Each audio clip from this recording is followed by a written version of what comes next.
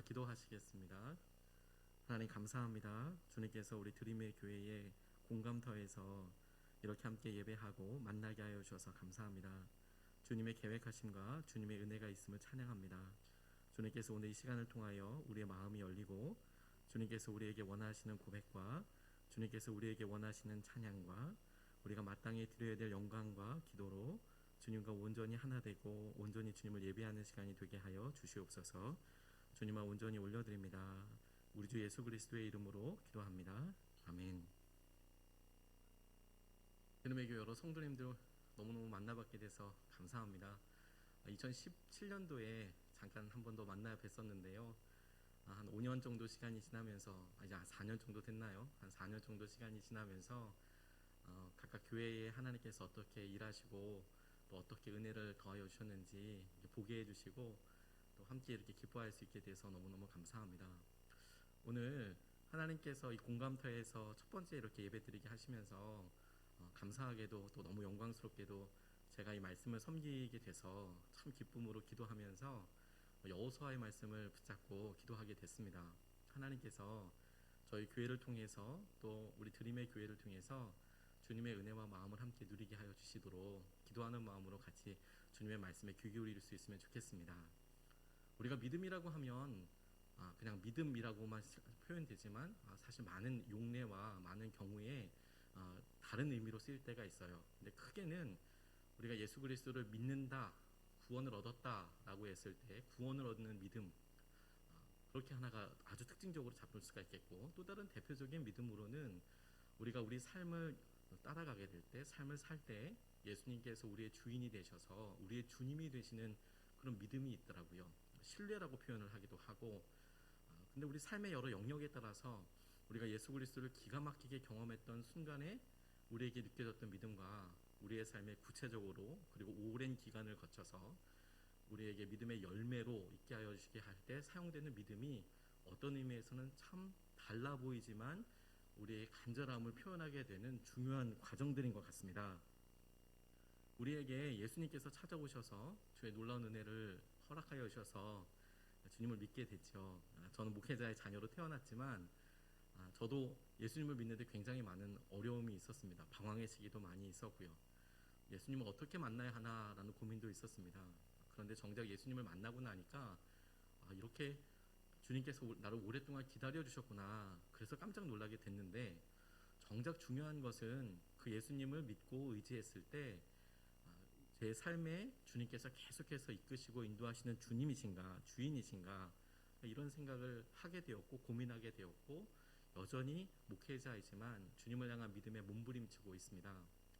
이런 두 가지 믿음의 양상을 말씀을 통해서도 발견할 수 있는데요. 이스라엘 백성들이 출애굽하는 과정 가운데 홍해가 갈라지는 기적이 일어났죠. 기적이. 또 하나 요단강을 건너갈 때 물이 갈라지는 놀라운 기적이 있었습니다. 이 두 가지가 똑같아 보이지만 이스라엘 백성들에게 고백하게 하는 영적인 의미도 달랐고 하나님께서 이스라엘을 대하실 때도 많이 달랐다고 싶어요. 성경에 보니까 고린도전서 10장 1절 2절 말씀에 보면 홍해를 건너가는 사건을 설명할 때 그게 이스라엘 모든 민족이 세례를 받는 사건이었다 이렇게 표현을 하고 있어요. 바울이 우리가 구원을 얻었을 때 주님으로서 구세주로서 만나게 되는 경험이 이스라엘 백성들에게도 출애굽 과정 가운데 있었다. 반면에 요단강을 건너갈 때에는 홍해에는 하나님께서 직접 기적을 일으키시고 직접 인도하셔서 그 모든 일들을 보여주시고 이스라엘 백성들이 한 것이 아무것도 없었지만 그러나 이제 가나안 땅으로 들어갈 때 요단강이 갈라지게 될 때에는 조금 더 다른 의미가 있게 되고 그것이 오늘 우리가 살펴보고 싶고 같이 붙잡고 싶은 믿음과 관련이 있다고 저는 그렇게 묵상하게 됐습니다. 요단강을 생각할 때 오늘 본문에서 읽었듯이 우리가 주목하고 싶은 것은 요단강은 홍해처럼 한 번에 갈라진 것이 아니더라고요. 한 걸음씩 한 걸음씩 갈라지게 된 사실에 우리가 주목하고 싶은데 오늘 본문에서 읽지는 않았지만 3장서부터 이 말씀이 이어집니다. 3장 15절 16절 말씀에 이렇게 설명이 되어 있어요. 그 궤를 맨 사람들이 요단강까지 왔을 때에는 마침 추수 기간이어서 제방까지 물이 가득 차 올랐다. 그 궤를 맨 제사장들이 발이 요단 물가에 닿았을 때에 위에서부터 흐르던 물이 멈추었다. 그리고 멀리 사르단 근처에 아담 성읍에 둑이 생겨 아라바의 바다 곧 사해로 흘러가는 물줄기가 완전히 끊겼다. 그래서 백성들은 여리고 맞은 쪽으로 건너갈 수 있었다. 이렇게 이야기합니다. 하나님께서 홍해는 밤새도록 동풍이 불어서 맨 땅으로 걷게 하여 주셨는데 반해서 요단강은 하나님께서 약속의 땅으로 보내실 때에는 제사장들과 그리고 이스라엘 백성들이 한 걸음씩 한 걸음씩 나아가게 하시는 것을 통해서 요단강을 갈라주셨어요. 이 사실이 우리에게 주교고 우리에게 도전하시는 것이 너무 귀하다고 싶습니다. 우리가 예수님을 만나고 뜨거운 감격과 함께 살아가게 됐을 때의 기쁨이 너무도 아쉽고 안타깝지만 이게 오래 가지 않는 것 같은 느낌이 듭니다. 약속은 변함이 없는데 우리 스스로가 느끼기에 어느 순간에 지치고 어느 순간에 우리 마음속에 퍽퍽하다, 힘들다 이런 느낌이 들 때가 있거든요. 그런데 그런 우리에게 하나님께서는 믿음의 약속을 주셨잖아요. 그 믿음의 여정에 우리가 홍해의 구원도 있지만 요단강에서 보여주셨던 그 물을 가르면서 통과하게 하셨던 인도하심에 대해서 눈을 뜨고 싶어요. 순종한 만큼 갈라지는 것이다. 하나님께서 인도하여 주실 때 순종하는 것만큼 갈라지는 은혜가 우리 삶에 온전히 하나님 주님께서 왕 되시는 과정 가운데 꼭 필요하다고 생각하게 됐어요. 저희 교회는 2016년 12월 달에 12월 중순경에 개척을 하게 됐습니다. 제가 선한목자교회에서 사역을 하고 분립개척 순이 되어서 이제 분립개척을 준비하게 되는데 유기성 목사님께서 저를 따로 부르셔서 우리 이번에는 인큐베이팅을 해보자.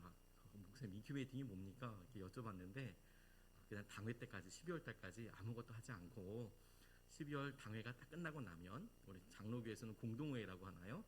끝나고 나면 그때서부터 개척 준비를 해라. 그런 말씀을 주셔서 아멘. 그리고 이제 기다렸습니다. 12월 18일에 첫 번째 예배를 드리게 됐는데 저는 그 전주에 교회를 정식으로 사임하게 되고 그리고 한 주 동안 기도학원에 들어가서 있게 됐어요. 사랑의 교회 안성수양관에 가서 잠깐이라도 개척 위해서 준비해야겠다. 그 전주까지는 그야말로 교구 목회 그 마무리 하는데 정신없이 시간을 보냈습니다. 바쁜 와정 가운데 다 끝나고 나서 이제 정작 주님 앞에 나아가 기도하게 될 때 사랑의 교회 안성수양관에서 첫 번째로 뭐 고민할 필요도 없이 제 마음속에 가장 깊은 두려움, 가장 깊은 기도 제목이 그냥 툭 터져 나왔어요. 첫 번째 가자마자 하나님께 제가 부끄럽지만 첫 번째로 했던 기도 내용은 뭐였냐면 하나님 두렵습니다. 이런 기도 제목이 나오더라고요. 하나님 제가 두렵습니다. 개척을 앞두고 너무 두렵습니다. 그러면서 주님께서 그 기도 제목을 갖고 제게 말씀을 건네오시는 것 같았어요. 뭐가 두렵냐? 지금 실패할까봐 두렵습니다. 개척을 했는데 저희 아버지, 저희 부모님은 평생 미자리 교회에서 목회하시다가 은퇴하셨거든요. 그 모습을 옆에서 아주 생생히 봤습니다. 심지어 저희 부모님께서 은퇴하실 때 그 교회는 폐쇄하게 됐었거든요. 제가 목회자이지만 그 과정들 옆에서 보면서 주님의 뜻대로 살아가지만 그 길이 녹록지 않다라는 것을 너무 잘 알고 있었기 때문에 그 기도원에 가서 첫 번째 기도 내용이 하나님 이제 개척을 하는데 너무 두렵습니다. 당시 저는 선한목자교회에서 매년마다 분립개척하듯이 파송 선교사라고 1년을 기준으로 해서 함께 나갔다가 1년 이후에 남을 사람 남고 돌아올 사람 돌아와라 이런 약속을 하고 나가는 파송 선교사님들과 함께 개척을 준비하고 있었는데 개척 멤버는 한 명도 없었어요. 저희 가족 외에는 아무도 없었습니다. 그러니까 1년으로 생각하는데 그 두려움의 요점이 뭐냐면 하나님 1년 후에 우리 교회에 아무도 안 남을까봐 너무너무 두렵습니다. 그런 기도가 제 마음속에 부끄럽지만 첫 번째로 나왔어요. 주님이 계속해서 그 기도 시간을 붙잡으시면서 네가 1년 후에 정말로 실패하는 게 뭔 줄 아냐. 1년 후에 성도가 아무도 안 남는 것이 실패가 아니라 네가 1년 후에 나와 함께하고 있지 않다면 실패한 거다. 네가 1년 이후에도 나와 함께하고 있다면 주님과 함께하고 있다면 너 그러면 성공한 거다. 너무 분명한 그런 마음의 확신을 제게 주셨어요. 그래서 또 기도드렸습니다. 그럼 뭘 하면 될까요? 어떻게 하면 될까요? 주님이 제게 너무 단순하게 다 쏟아버려라 이런 말씀을 주셨어요. 1년 우리 성도도 아니고 이분들이 저희 성도가 될 수도 있고 안 될 수도 있고 그런 거 생각하지 말고 하나님께서 주신 1년 이 기쁨의 시간, 영광의 시간을 남김없이 네가 갖고 있는 모든 것들을 다 쏟아버리면 된다. 그렇게 말씀하셨어요.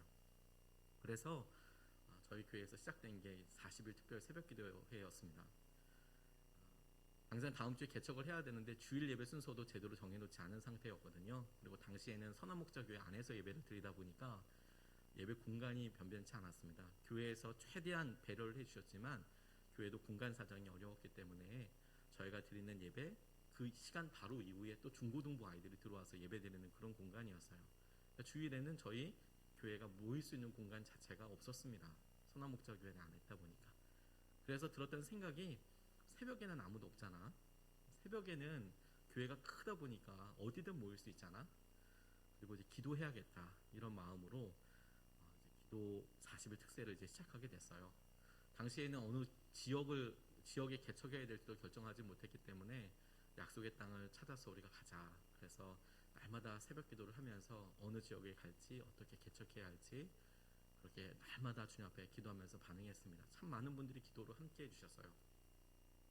그렇게 1차 특세를 하고 나니까 하나님께서 우리가 가야 될 지역을 알게 해주시더라고요. 그리고 지금 저희 교회가 설립되어 있는 경기도 광주 태전동에 낡은 공장을 만나게 해주셨습니다. 저희가 천막 치고 교회를 개척하겠다라고 기도하고 알아보다 보니까 하나님께서 다 허물어지는 공장을 만나게 해주셨어요. 그런데 너무 놀라운 것은 다시 40일 특세를 기도하면서 그 공장과 그 부지를 저희 교회가 정말 기적적으로 구입하게 해주셨어요. 그리고 다시 40일 특세를 기도하면서 그 공장에 함께 있었던 공장이 명도에서 이제 본인들이 더 좋은 곳을 찾아서 기쁨으로 나아갈 수 있도록 그렇게 해주시고 또 40일 특세를 하면서 하나님께서 우리에게 주신 놀라운 은혜대로 인테리어가 잘 끝나고 또 40일 특세를 하고 하나님께서 첫 번째 그곳에서 설립 예배도 드리게 해주시고 그리고 아마 6번째 특세를 할 때 그 첫 해 6번째 특세를 할 때 제가 드림의 교회에 와서 기도하고 함께 있었던 일들 나눴던 것 같아요. 근데 여러분 6번째 특세 끝나고 어떤 일이 일어났는지 아십니까? 제가 병원에 실려갔어요. 119에 공동회를 당회를 준비하다가 그 주에 준비를 해야 하는데 허리가 아프기 시작하고 그리고 아침에 침대에서 새벽 예배를 가야 하는데 일어나지를 못하는 거예요. 그래서 119에 침대에서 그대로 실려가게 됐습니다. 너무 당황스러운 시간이어서요. 이제 1년을 마무리하고 어떻게 해야 될지 모를 시점이 됐는데 하나님께서 병원에다가 저를 이렇게 눕혀 놓으시더라고요. 바로 그 주에 이제 1년 전에 있었던 당회를 다시 준비하고 1년 동안 수고하셨던 우리 파송 선교사분들이 복귀하시고 이런 단도리를 해야 하는데 저는 아무것도 할 수 없게 그냥 병원에 한 2주 정도 입원을 하게 됐습니다. 누워있는데 별의별 생각이 다 나더라고요. 근데 너무 놀라운 것은 하나님께서 제게 그런 어렵고 무참한 자리에 다시 찾아오시는 듯한 느낌이 들었어요.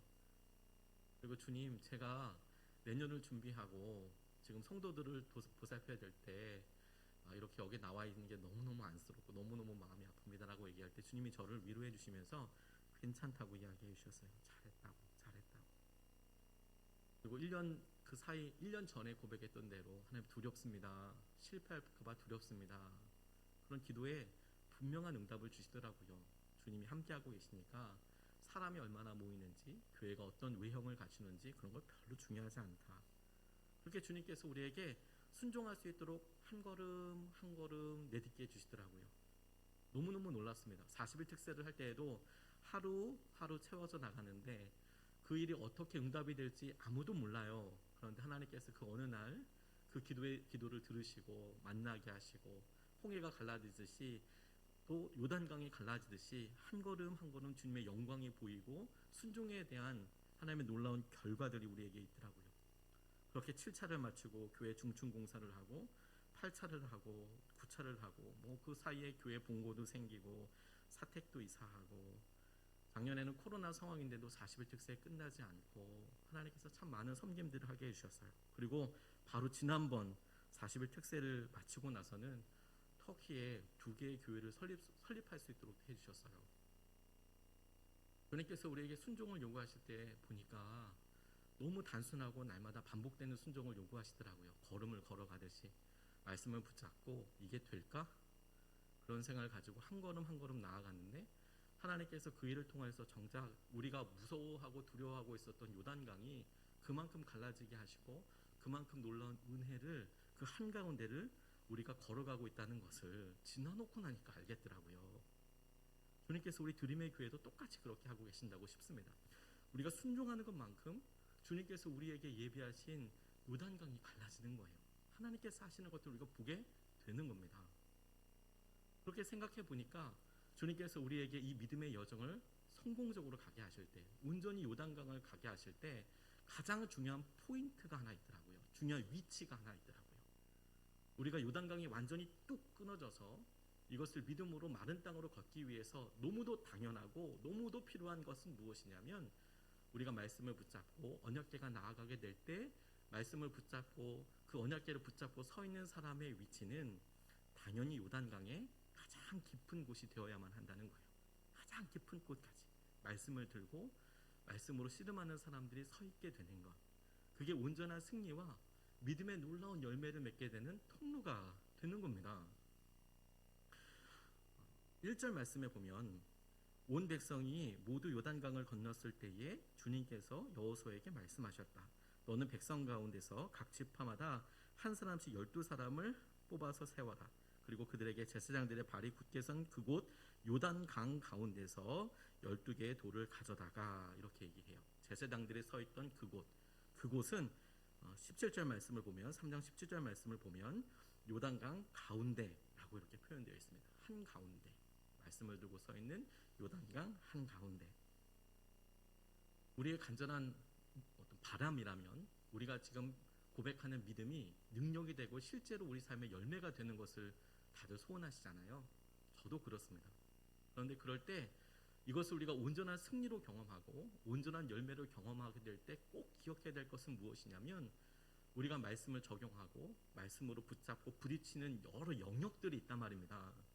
근데 그런 여러 영역들 중에서 하나님께서 정말 중요하게 생각하시는 것은 무엇이냐면 우리의 심령 가장 깊은 곳, 우리의 마음속에 가장 숨기고 싶은 곳, 가장 깊은 곳에 있는 그곳에 하나님의 말씀이 비추어주고 하나님의 말씀으로 기준이 서 있기를 원하세요. 그렇게 되면 승리하는 겁니다.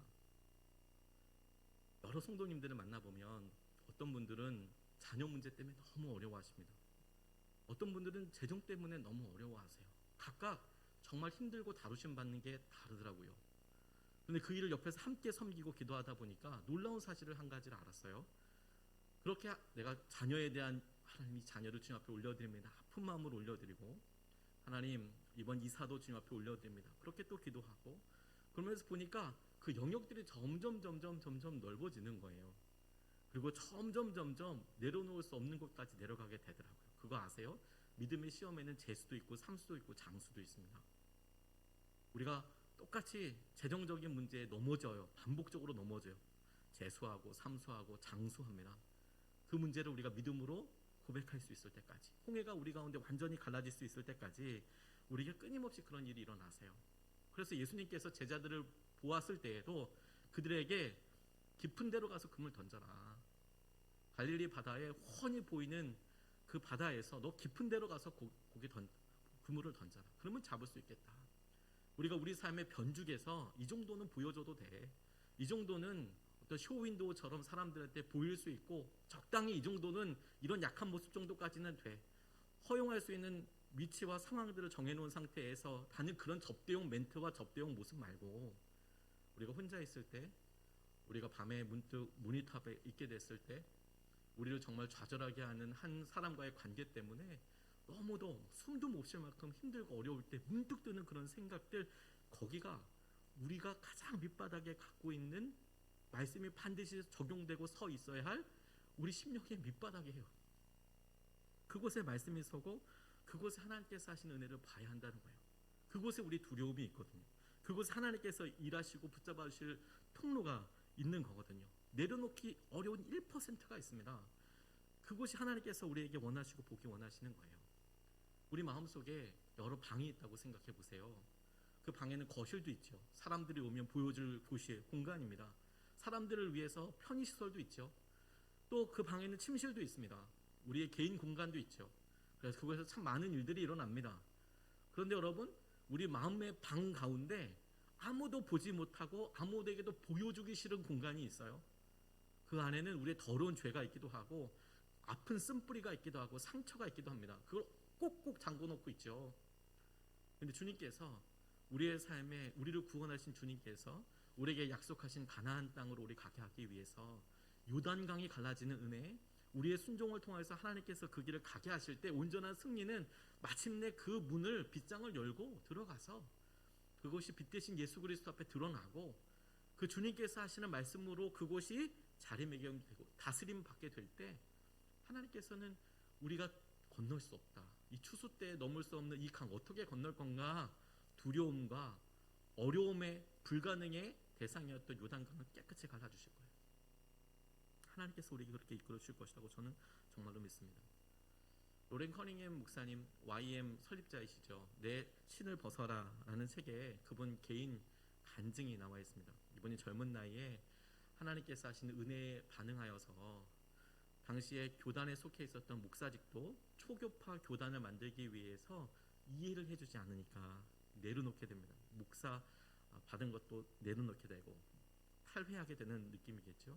그리고 가까운 고모가 사업을 물려주고 하려고 하는데도 그것도 내려놓게 되고, 좋은 교회도 초빙하겠다는 좋은 교회도 내려놓게 되고, 그리고 아무것도 할 수 없는 할 수 없을 것 같은 곳을 이사하고 있었어요.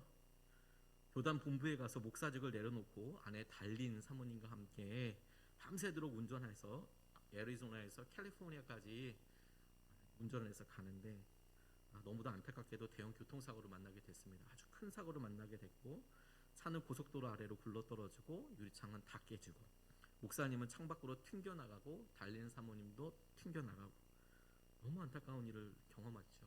목사님 기절하셨대요. 그러다가 의식이 돌아와서 깨어나고 보니까 온몸이 피더래요. 자기 피.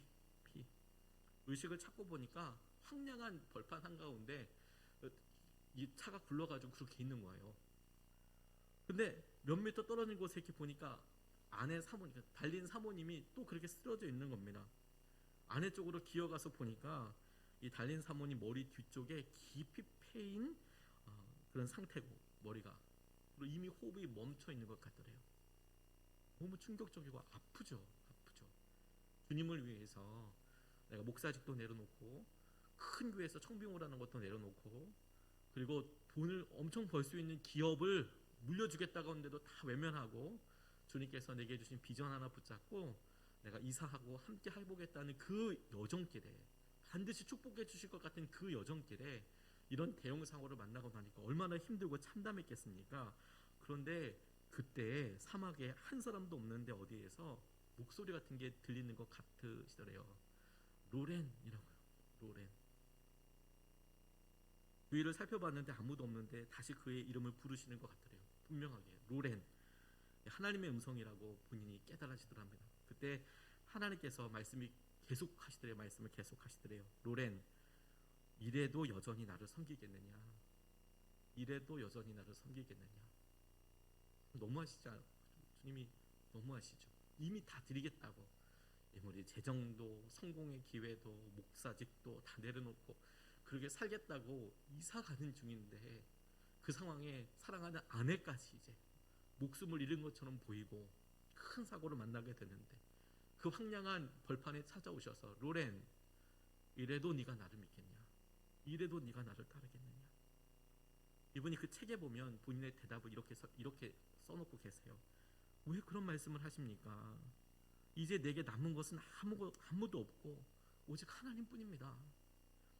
로렌이 사막의 하늘을 바라보면서 예 주님, 그래도 당신을 섬기겠습니다.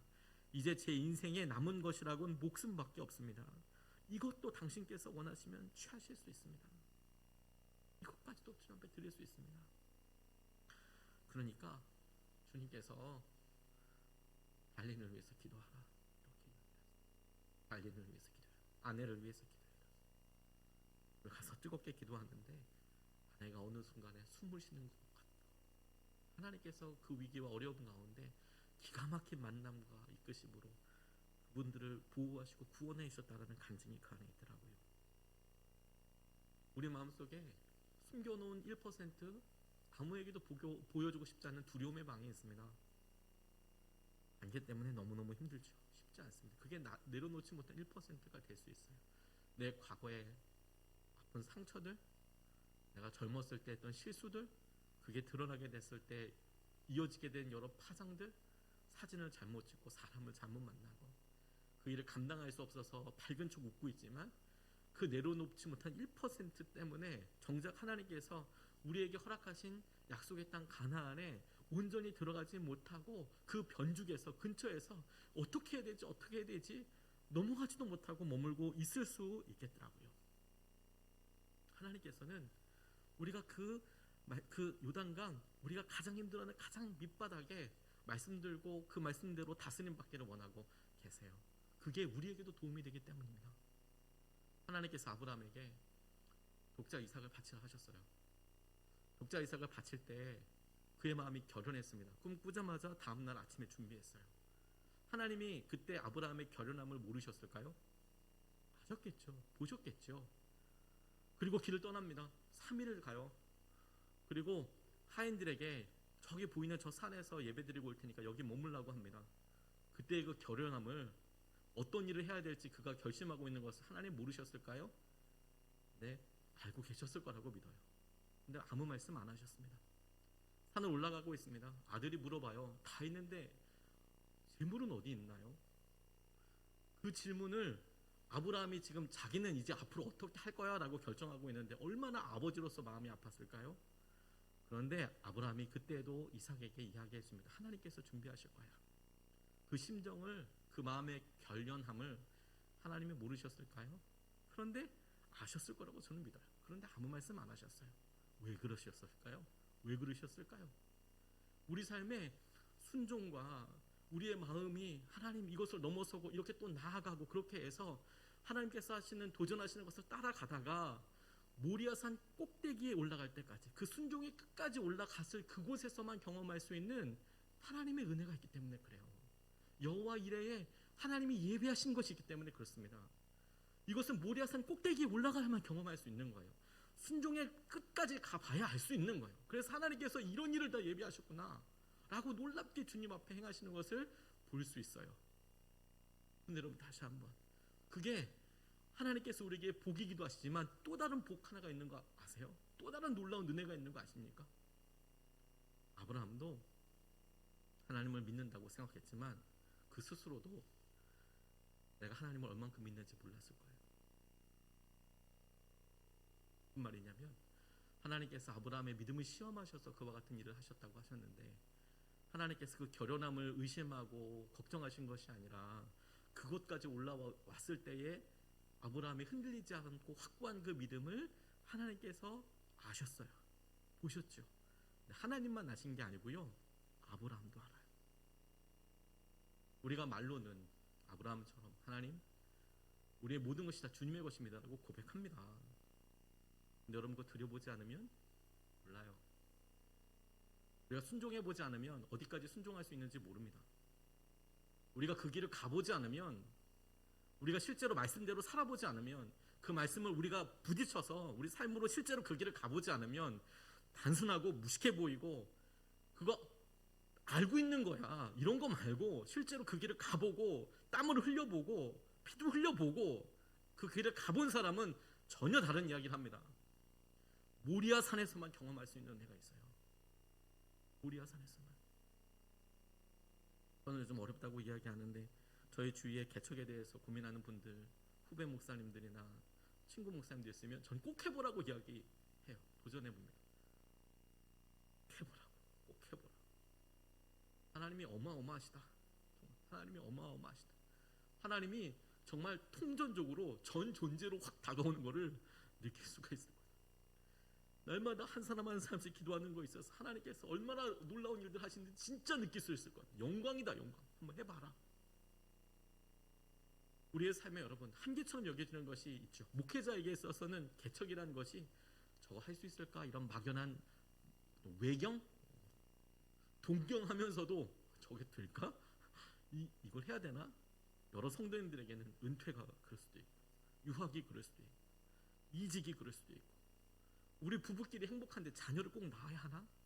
우리 자녀들, 우리가 지금 10년이나 아이 없이 이렇게 결혼 생활을 했는데 입양을 꼭 해야 하나? 이런 질문들이 하나님께서는 믿음으로 그 일을 바라보라고 말씀하시는 거죠.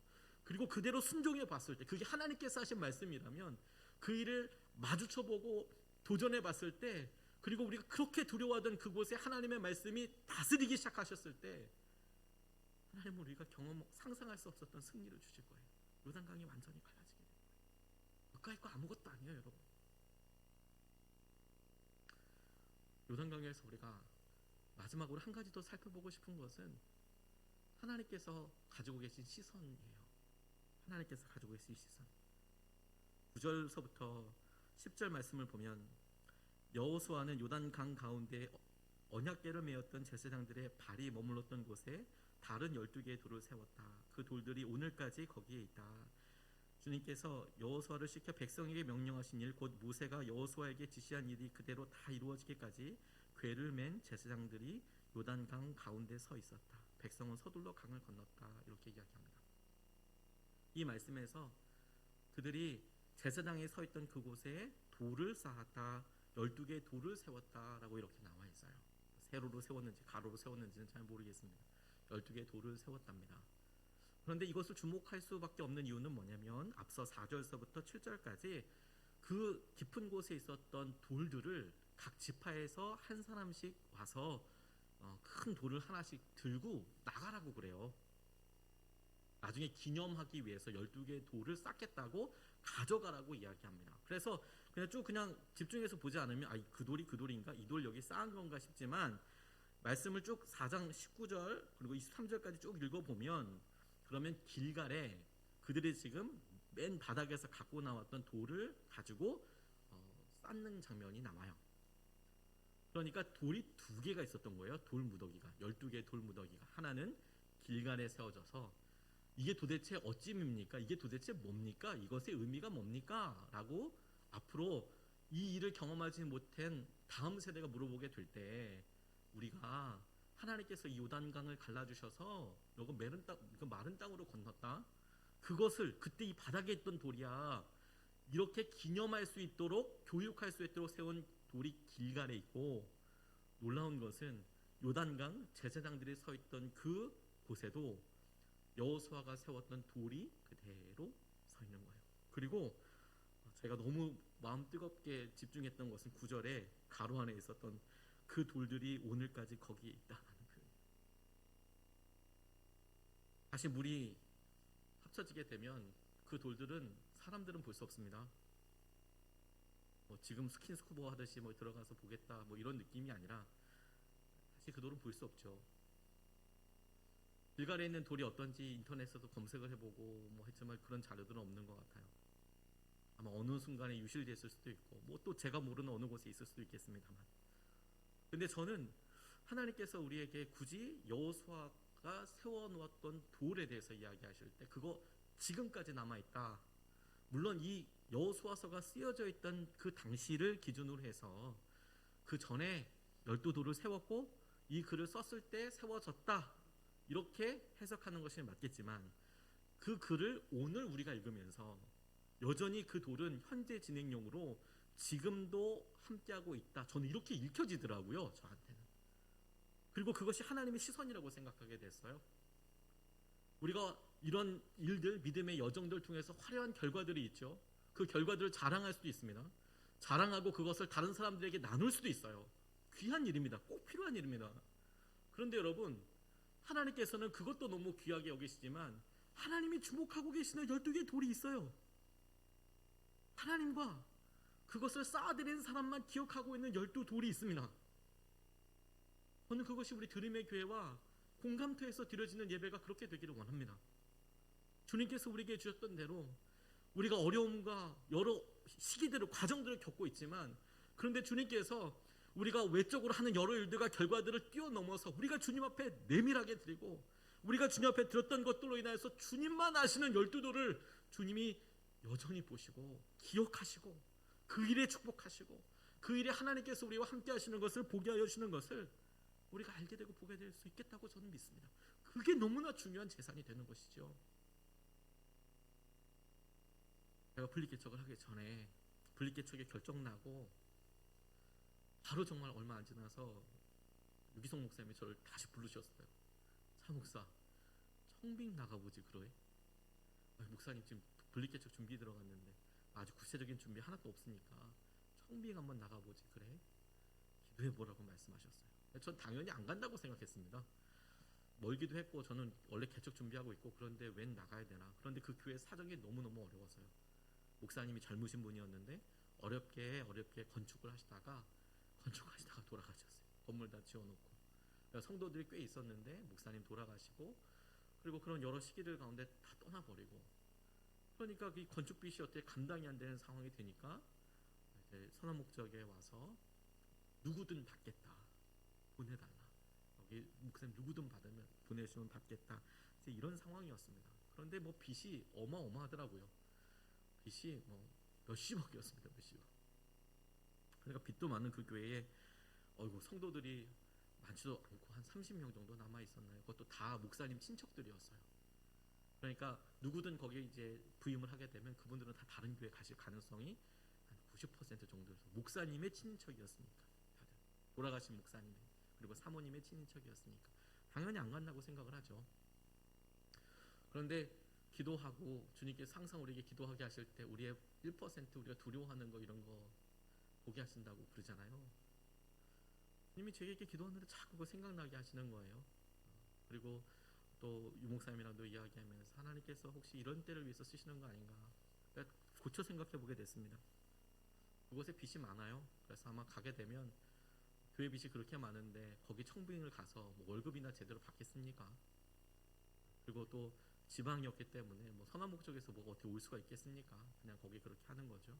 그렇게 생각하면 절대로 안 가는 게 합리적인데 문득 이렇게 고쳐서 질문해 보게 돼서요. 만약 제가 그곳에 담임으로 부임하게 되면 교회에 있는 모든 재산들을 이제 제 이름으로 다 등기 이전을 하게 되겠죠. 정확하게는 교회 이름으로 등기를 하게 되는데 교회의 이제 리더 담임 목사로서 또 같이 사인을 하게 다 되어 있어요. 그러니까 이제 그걸 다 이제 제 이름으로 다 이제 하는 거죠. 그런데 뜬금없이 이런 생각을 해보게 됐어요. 제가 언제쯤 그렇게 커다란 금액을 하나님께 헌금을 드려볼 수 있을까? 이런 생각을 해보게 됐어요. 진짜 단순하게. 그러니까 제가 제 신용으로 그렇게 거액을 담보 없이 뭐 이렇게 하기도 어려울 거고 그만큼 큰 거를 제 월급으로는 당시에 이거 원금을 100년 동안 갚아도 원금을 다 못 갚아요. 아무것도 안 쓰고 원금만 다 갚아도 못 갚아요. 100년 동안 이래도. 당연히 안 간다고 생각했는데 제가 그만큼 헌금을 어떻게 할 수 있을까? 오히려 거꾸로 생각하다가 주님이 제게 문득 이런 고백을 하게 해주셨어요. 아, 이게 영광인 거구나. 내가 주님께서 내게 일생일대의 기회를 주신 거구나. 내가 주님을 위해서 능력은 없지만 주님께서 이 능력 없는 이 모습이라도 쓰시기 원하셔서 이때를 위해서 네가 가서 너라도 거기 아무도 안 간다 한다. 네가 가라 라고 이야기하신다면 내가 평생 한 번 할 수밖에 없는 순종이라도 내가 주님 기쁘게 해드릴 수 있지 않을까. 그래서 아멘. 신기한 거 경험했어요. 그 전까지만 해도요 제 마음속에 엄청난 소리들이 있었습니다. 가야 돼, 말아야 돼. 야, 가면 멍청한 거야. 못 나와. 너 계속 빚이야. 자녀들은 어떻게 하겠니? 교회가 그런데 목회자가 어떻게 그렇게 살 수 있겠니? 뭐 그런 여러 세상적인 생각이 저도 똑같이 속물처럼 다 하고 있더라고요. 그런데요 가겠다고 결정하는 딱 그 순간 거짓말처럼 제 안에 참소하는 소리, 제 안에 여러 염려 소리가 싹 사라지더라고요. 아무것도 아니더라고요. 사단도 압니다. 이게 지금 실탄인지 공포탄인지 알아요. 이게 지금 믿음이 진짜인지 그냥 그렇게 하는 소리인지 알아요. 여러분 명심하십시오. 우리가 가정에서나 교회에서나 직장에서 어느 곳에서나 믿음으로 고백하고 이야기하는데 고백이 너무 중요합니다. 그게 첫 번째입니다. 그런데 사단도 압니다. 이게 뻥인지 진짜인지, 이게 정말 그렇게 하려고 하는 건지, 진짜 마음이 준비된 건지 알아요. 고백하고 나니까 진짜 거짓말처럼 제 마음속에 아무런 소리가 안 들어요. 절대 평안 가는 거구나. 아멘. 가겠습니다, 주님. 그리고 준비하기 시작했어요. 교회에서 다 이제 준비를 해주셨습니다. 뭐 갈 거 보낼 거 이렇게 합시다, 이렇게 합시다, 뭐 이런 이야기가 있었고, 그런데 너무 놀라운 거는 그 교회에서 저를 안 맞으셨어요. 누구든 보내면 받겠다고 이야기를 하셨다가 이쪽에선 다 결정을 하고 보내겠다고 결정을 했는데, 그 교회에서 너무너무 미안하지만 얼마만큼 재정을 좀 갚았으면 좋겠다, 그런 상황이 어려웠으니까. 근데 당시에 상황이 그렇게 되지가 않았기 때문에 결국에는 못 가게 되더라고요. 주님께서 그 이후에 그 의미를 제게 알게 해주셨어요. 개척을 하는 과정 가운데 어려운 시기들이 참 있었어요. 재정적으로 힘들고 어려운 시기들이 왜 없었겠습니까? 필요한 것 이게 채워질까, 이런 고민들도 많이 했었습니다. 그걸 어떻게 이야기하겠어요? 그런데 여러분, 제 마음속에 담대함이 있었어요. 담대함. 주님께서 저에게 전부를 내어놓으라고 하셨거든요. 아멘이라고 대답해 드렸거든요. 제 마음의 담대함은 뭔지 아십니까? 주님께서 제게 전부를 원하셨는데, 지금 우리 교회에 필요한, 제 개인적으로 필요한 이만큼의 재정, 주님 저한테 1,000만 원짜리 믿음을 요구하시는 겁니까? 저한테는 전부를 달라 하셨는데, 주님 저한테는 이만큼은 없다고 지금 이렇게, 지금 이만큼을 지금 제가 이것 때문에 고민을 하고 있는 겁니까? 그게 주님도 아시고 저도 아는 놀라운 비밀이 될 뿐만 아니라, 그것을 통해서 주님께서 저를 놀랍게 쓰신다는 것에 대한 확신을 갖게 하시더라고요. 흔들리지 않게 하시더라고요. 우리가 주님 앞에 드리는 순종을 통해서, 하나님 앞에서 기억하시는 그 일을 통해서. 근데 그러고 보니까 여러분, 지나놓고 난 것 중에서 힘들었던 거 있잖아요. 가난했던 거. 저희 부모님이 개척교회, 미자립교회 사역 계속하면서 힘들고 어렵고 등록금 못 내고 뭐 그런 모든 일들이 지나고 나니까 제 마음속에 주님 앞에 드릴 수 있었던 놀라운 돌이더라고요. 없었던 거, 힘들었던 거, 그게 다 간증이더라고요. 개척을 해오면서 없었던 거, 불편했던 거, 그런 게 다 간증이더라고요. 그게 주님께서 기뻐하시는 돌들이더라고요. 주님은 이미 요단강이 그대로 다시 돌아와서, 우리 눈에는 요단강만 보이고 여전히 두려워 보이고 세상은 그대로 가는 것 같고 날마다 똑같은 것처럼 보이지만, 하나님은 그 속에 우리가 분명히 땅 딛고 서서 그곳에서 드렸던 고백과 그곳에서 드렸던 하나님을 향한 찬송을 기억하셔서 기억하고 계신다는 거예요. 저에게 너무너무 기쁨이고 은혜라고 싶어요. 하나님께서 우리에게 주신 은혜를 주님은 우리에게 그렇게 확정하게 하시고 이끌으시더라고요. 선한목자교회에서 교구 전도라는 걸 합니다. 저는 가천대라는 곳에, 가천대학교라는 곳에 저희 교구분들과 전도를 나갔어요. 3년 나가니까 저를 아는 학생들이 많이 있더라고요. 그리고 거기 선교단체 간사님들은 저를 다 아셨어요. 왜냐면 맨날 똑같은 자리에 나와가지고 이제 매주마다 전도하니까, 그러니까 이제 지나가던 선교단체 간사님들이 인사하고, 그 다음에 제가 또 교회에 있으니까 또 얘기하고, 그래서 중강 예배 때 설교도 시키고 막 그러더라고요. 가천대 1번 출구였습니다. 교구가 바뀌었어요. 그리고 수서역 1번 출구 가서 기도하게 됐어요. 수서역 1번 출구. 이상하게 1번 출구 가서 이렇게 하게 됐더라고요. 근데 어느 날 여러분, 제가 날씨도 좋고 이렇게 가는데 저희 딸들이 이렇게 데리고 갔거든요. 저희 딸들 전도 자리에 이렇게 같이 데려가고, 전도할 때 하나님 우리 아이들도 꼭 이렇게 살게 해달라고 기도하면서 이렇게 데려가는데, 아이들을 전도지에 내려놓고 제가 교회 봉고차를 끌고 갔기 때문에 주차장에 세워놓고 저도 이제 걸어가는데, 제가 하나님께 이런 기도를 하고 있더라고요. 그리고 아이들한테도 그렇게 얘기해 줬어요. 제가 기도했던 대로. 저희 딸들이 은혜랑 유은인데요, 얘들아 너희들이 커서 정말 힘들고 어려운 시기를 만날 수 있어. 그럴 때 하나님 음성을 듣고 싶고 하나님께 응답을 받고 싶거든. 기도원도 좋지만 너희들 가천대 1번 출구 가서, 그리고 수서역 1번 출구 가서 하나님께 기도해봐라. 전도하면서. 우리 아버지한테 그렇게 응답하셨잖아요. 우리 아버지가 이곳에서 서서 계속 전도했잖아요. 이곳에 계속 서서 하나님께 기도했잖아요. 하나님의 영광과 하나님의 나라 오게 해달라고 기도했잖아요. 그리고 기도해봐라.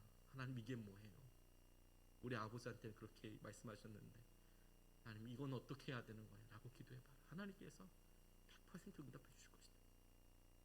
하나님께서 아빠가 이곳에서 계속 전도하면서 하나님 은혜를 주시고 영광을 보여주시고 하나님 나라가 오게 하시고 주님의 이름으로 하나님 높임 받으시고 끊임없이 기도하면서 하나님께서 이곳에서 그 기도 많이 정말 많이 받으셨고 정말 많이 하나님께서 이끌어 주셨는데 너희들이 나중에 정말 힘들고 어려운 시기가 되면 적어도 이 역사는 쉽게 바뀌지 않잖아요. 그 역사 스테이션은 가천대 1번 출구가 갑자기 막 바뀌거나 이러는 건 사실 쉽지 않지 않습니까? 몇십 년 지나도 여기 이렇게 바뀌는 건 지하철역이 바꾸는 건 쉽지 않잖아요. 여기 이 자리에 하나님께서 여기 보고 계실 거예요. 여기서 이끌어 주실 거예요. 이 자리를 기억해 주실 거예요. 공감돼서 예배를 이제 시작합니다. 우리의 젊은 시기, 우리의 중요한 시기들이 있어서 우리가 지금 드림의 교회에서 함께 모여서 기도합니다. 얼마나 간절한 시기들, 중요한 의미가 있겠습니까? 이 코로나 시기를 같이 보내면서 이 똑같은 어려움과 똑같은 기도 제목을 들고 이 시기를 우리가 같이 살아갑니다. 이건 누구와도 공감할 수 없습니다. 드림의 교회에서 김주영 목사님과 함께 여러 목사님들과 함께 여러 우리 믿음의 동지들과 함께 만났어요. 이걸 누구랑 나중에 나눌 수 있겠어요? 이거 우리들밖에 못 나눠요. 그런데 여러분 이렇게 나누고 이렇게 기도했다, 이렇게 했던 것에 우리의 자녀들이 아니 우리가 힘들고 어려운 시기를 경험했을 때 내가 주님을 어디서 찾을까? 내가 주님의 응답을 어디서 얻을까? 라고 떠올릴 때 이제부터 드리게 되는 공감토에서의 예배와 이 찬양과 이 기도가 주님께서 여호수아를 통해서 보셨던 요단강 한가운데 있었던 12개의 돌처럼 우리가 반복해서 드리는 순종과 주님 앞에 드리는 그것이 주님께서 기뻐하시고 기억하시고 주님께서 하시는 놀라운 은혜와 역사하심의 통로가 되는 그런 장소와 믿음의 실험실이 되시기를 주님의 이름으로 축복하고 도전합니다. 주님께서 이제 우리에게 예배하게 하실 이곳에서 주님만 기뻐하실 고백을 드려보세요. 그런 순종을 해보십시오. 눈물로 채워보십시오. 40일을 채워보고 하나님께서 하신 놀라운 은혜를 채워보십시오. 우리가 놀라운 주의 역사하심과 은혜를 함께 보게 될 줄로 믿습니다. 말씀이 우리의 가장 깊은 곳으로 오늘 말씀이 주님께서 우리에게 오셔서 우리에게 구원을 주신 것처럼 우리의 삶의 온전 주인 되실 때 순종해야만 보여지는 갈라지는 믿음의 영역들이 있더라. 그리고 그 가장 깊은 곳까지 우리의 말씀이 들어가야 하나님의 말씀이 다스림 받을 수 있어야 비로소 우리가 놀라운 믿음의 승리를 보게 될 것이다.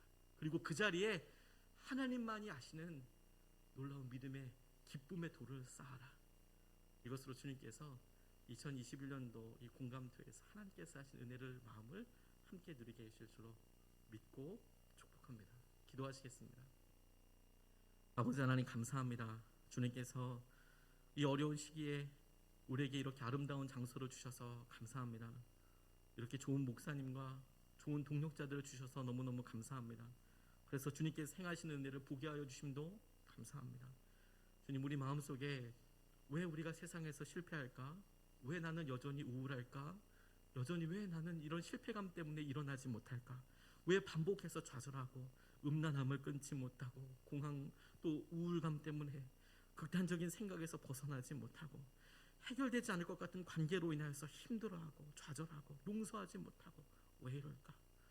하나님 주님께서 오늘 요단강을 가르셨던 것처럼 우리의 순종을 요구하시고 우리의 한 걸음을 주님 보고자 하실 때 이 공감대에서 우리가 드리는 예배와 기도를 통하여 발을 내딛고 나아가서 주님께서 예배하신 그곳까지 갈 수 있도록 인도하여 주시고 또한 아버지 하나님 우리가 주님께서 인도하여 주시는 것을 따라서 하나님께서 하시는 것을 바라볼 때 우리 마음에 아직까지 주님의 말씀대로 다스림받지 못하는 영역들이 주님 앞에 드러나게 되고 그것을 말씀으로 우리가 다스림받고 초청하고 주님께서 우리 가운데 주시는 온전한 은혜와 기쁨과 승리를 경험할 수 있게 하여 주시며 바로 그것에 하나님께서 기뻐하시는 돌 하나님만이 기뻐하시고 기억하시는 그 돌로 인하여 주님께서 우리의 삶을 놀랍게 사용하셨다는 것을 함께 기뻐할 수 있도록 인도하여 주시고 붙잡아 주시옵소서.